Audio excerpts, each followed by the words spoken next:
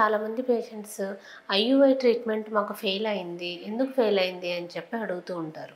So, ఇందులో మనం మెయిన్‌గా తెలుసుకోవాల్సింది ఏంటంటే, ఐయుఐ అంటే ఇంట్రాయూటరైన్ ఇన్సెమినేషన్. సో, ఇందులో ఏంటంటే హస్బెండ్ యొక్క స్పర్మ్స్‌ని లేడీ యొక్క గర్భాశయంలోకి ఇంజెక్ట్ చేయడం అనేది జరుగుతుంది. సో, ఈ ప్రాసెస్‌లో ఏమవుతుందంటే మనకి యూజువల్‌గా ఈ ఐయుఐ చేసే టైంలో మనకి హస్బెండ్ స్పర్మ్స్ అనేవి మినిమమ్ అట్‌లీస్ట్ ఒక 10 మిలియన్ స్పర్మ్స్ అయినా ఉండాలి. అందులో కదలికలు ఉండే స్పర్మ్స్ 30% అయినా ఉండాలి. సో, అలా ఉండి నెక్స్ట్ ఇంకొకటేంటంటే ఆ ఎగ్ రిలీజ్ అయ్యే టైం ఏంటి అని చూసుకొని దాని వైస్ మనం ఐయుఐ అనేది చేస్తారు. బట్ ఇందులో ఉండే డ్రాబ్యాక్ ఏంటంటే మనకు ఆ ఓసైట్ క్వాలిటీ ఎలా ఉంది అనేది మనకు తెలీదు. సో, మనకి ఆ రిలీజ్ అయిన ఎగ్ క్వాలిటీ ఎలాంటిది, దెన్ ఇంకొకటేంటంటే అసలు ఇంప్లాంటేషన్ జరుగుతుందా లేదా, ఎగ్‌లోకి స్పర్మ్ ఎళ్ళిందా లేదా, స్పర్మ్ యొక్క క్వాలిటీ ఇలాంటివి ఏవి మనకి ఇన్ఫర్మేషన్ ఐయుఐలో తెలీదు. సో, ఎగ్ రిలీజ్ అవుతుందా లేదా అని చూసుకొని ఆ టైంని మనం సెట్ చేసుకొని స్పర్మ్స్ అనేది మీకు ఇంజెక్ట్ చేస్తారు. సో, అందుకోసమనే ఇందులో success rate only maximum up to 15% ఉంటుంది.